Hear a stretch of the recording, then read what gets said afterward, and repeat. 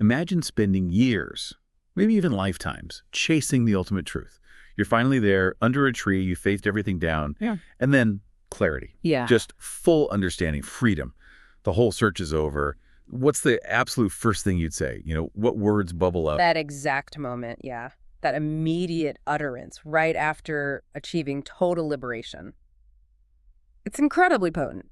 And that's exactly the scene, the powerful moment we're diving into today. Okay. We're looking at some ancient texts, specifically commentaries that preserve and sort of interpret the words said to be spoken by the Buddha right after his enlightenment, under the Bodhi tree. Right, the Bodhi tree. So our mission here in this deep dive is to really unpack the layers of meaning in those, well, famous and symbolic words.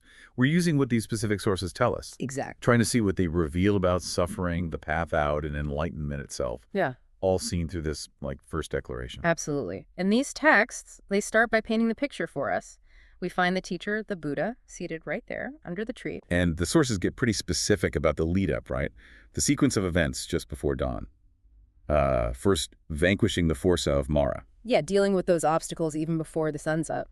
Then, the sources say, during the first watch of the night, he clears away the darkness around understanding past lives. Okay, seeing back. Then purifying the divine eye in the middle watch. Right. And finally, in the deepest part of the night, the last watch, contemplating dependent origination, really looking into how things arise and cease, driven by this immense compassion for all beings. Wow, so a lot happening before the big moment. Definitely. And then, right at dawn, the sources mention wondrous events happening simultaneously. That's when it happens. Full enlightenment.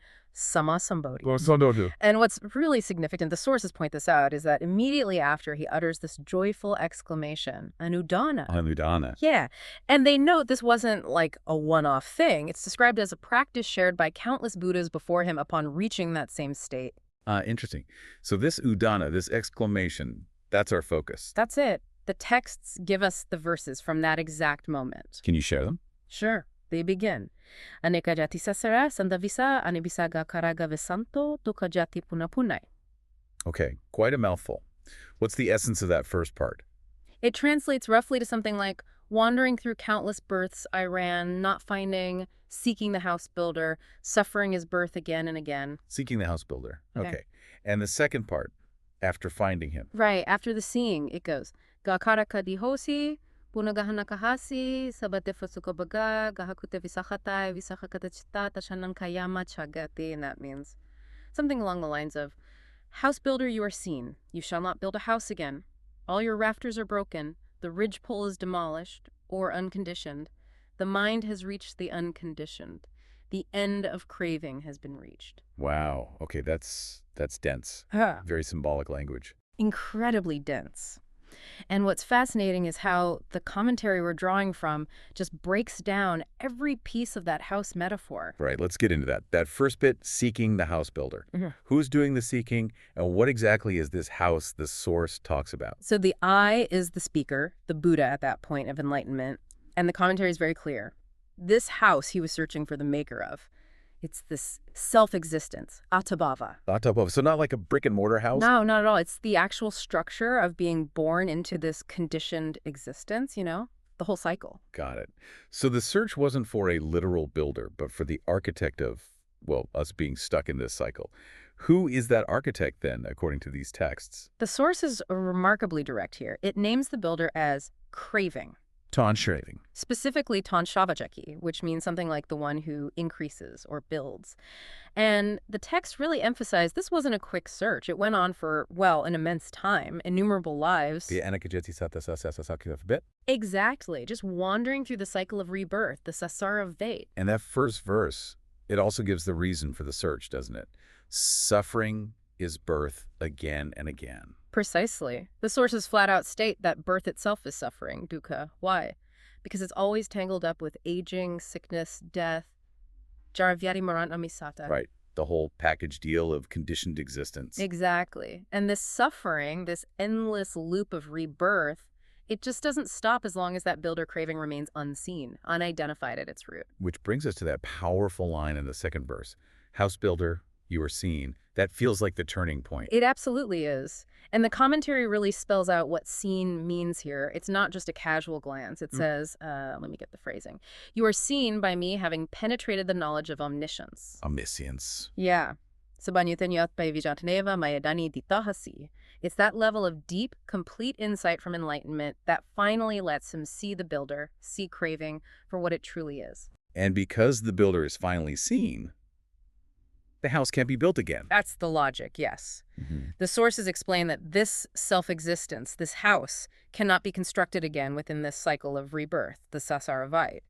For that specific individual stream of consciousness, having seen the builder, the cycle ends. Okay, so the builder's found out. Now, what about taking the house apart? All your rafters are broken. What do the sources say the rafters represent? Good question. The commentary identifies these rafters, Fasika, as all remaining defilements. Defilements like greed, hatred, delusion, those kinds of things. Exactly. Saba abasesa kilesa fasuka. They're seen as the mental impurities, the unwholesome states that kind of prop up the existence built by craving. Once craving is truly seen, these supports just break down. Okay, rafters are defilements. What about the main support beam? The ridgepole is demolished unconditioned. Right, the gahaka. That's described as the central highest support of this whole house of self-existence that craving builds. And the sources are very specific again. This ridgepole is identified as ignorance. Ignorance. Avijjā. Precisely. Avijjā sakata. And through enlightenment, this core ignorance is demolished, or becomes unconditioned visakata. So let me see if I've got this straight, based on the commentary. Craving is the builder, constructing this house of suffering. The defilements are like the rafters holding it up. And ignorance is the absolute crucial central ridgepole keeping the whole thing standing. That's a great summary. And seeing the builder craving with this enlightened insight breaks the rafters, defilements, and demolishes the ridgepole, ignorance. That's exactly how these texts lay out the dismantling process. And then the final lines, they describe the state that results once that structure is gone. Right. The mind has reached the unconditioned. What does that mean here? The source explained it means the mind has sort of attained or entered into the unconditioned visakara. And that unconditioned state is explicitly identified as nibbana. Nibbana. So the mind makes nibbana its object. Yes, it apprehends it directly. And then the very last line, the end of craving has been reached. Which sounds pretty final. It is. The commentary clarifies this signifies the attainment of arahatta. Arahatte. That state itself is equated with or counted as the end of cravings, tanhā kaya sakata. Arahatta, the state of a fully liberated being. Correct. It's really striking how these ancient texts use such a concrete architectural metaphor to explain these incredibly deep spiritual ideas. Craving as the builder, ignorance as the main support, defilements as rafters, all leading to the end of the cycle through insight. It really does make the path seem less abstract, doesn't it? It gives you, based on these specific sources anyway, a framework for understanding the root causes of suffering and exactly how they're overcome through that enlightened seeing. It's not just about wanting suffering to stop. It's about seeing the builder and taking the house apart piece by piece. Yeah. It really lands differently, thinking about it that way, thinking about this metaphor. Craving as the builder, constantly putting up this house of our conditioned existence. It does raise a question for you listening right now. If craving is always busy building, what might be the small, maybe easily overlooked rafters or supports that craving is trying to construct in the everyday moments of your own life? Something to maybe just sit with.